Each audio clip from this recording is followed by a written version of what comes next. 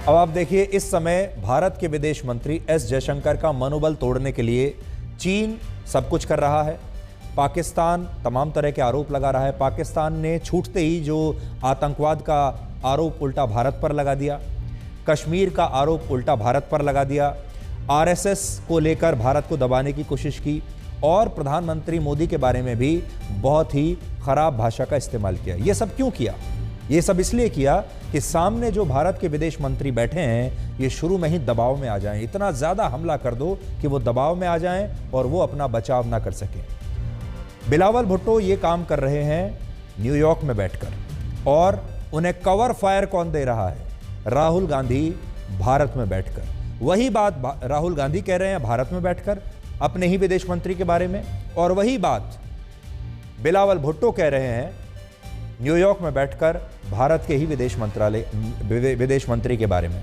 अब आप ये सोचिए कि राहुल गांधी के इस बयान से आखिर फायदा किसे होगा? कांग्रेस पार्टी को फायदा होगा?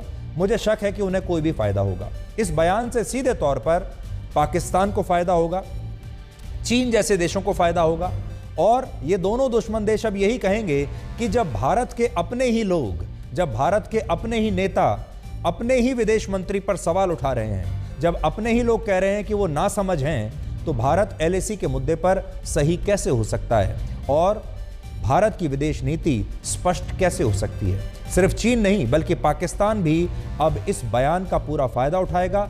यानी अगर आप देखेंगे तो राहुल गांधी के बयानों से ऐसा लगता है कि वो चीन और पाकिस्तान की एक तरह से मदद कर रहे हैं। हो सकता है वो जानबूझकर ना कर रहे हों, अनजाने में कर रहे हों, लेकिन कर रहे हैं। आज बिलावल भुट्टो और राहुल गांधी की अनजाने में एक ऐसी जोड़ी बन गई है जो भारत के खिलाफ काम कर रही है। बिलावल भुट्टो वहां से बैठकर भारत के खिलाफ काम कर रहे हैं और राहुल गांधी यहां बैठकर उनकी मदद कर रहे हैं। दोनों ही भारत को नुकसान पहुंचा रहे हैं।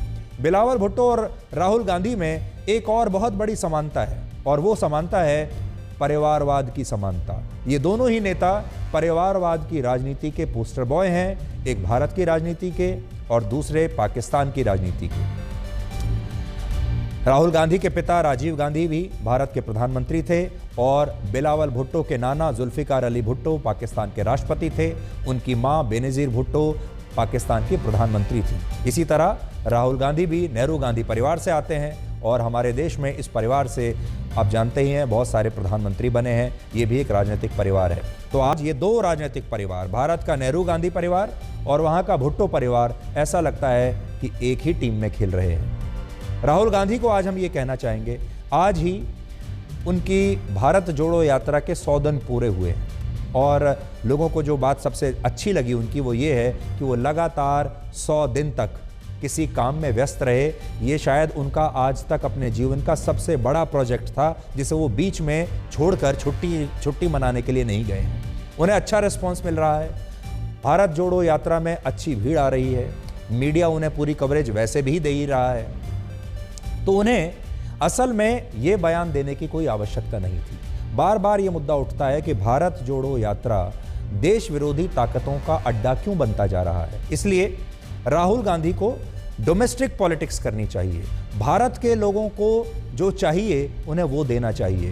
भारत को लेकर अपनी नीति बतानी चाहिए। अगर वो सत्ता में आते हैं, कांग्रेस की सरकार आती है, वो क्या करेंगे ये बताना चाहिए, ना कि हर समय नरेंद्र मोदी की सरकार के पीछे पड़े रहना चाहिए।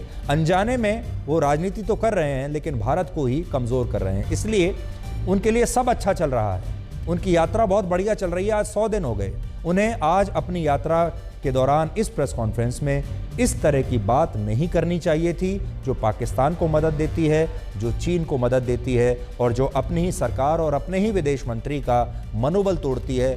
ऐसे समय में जब हमारा विदेश मंत्री न्यूयॉर्क में बैठकर पूरी दुनिया के हमलों का जवाब दे रहा है। खैर, बहुत सारे लोग हैं जो भारत और भारतीयों का मनोबल तोड़ने में लगे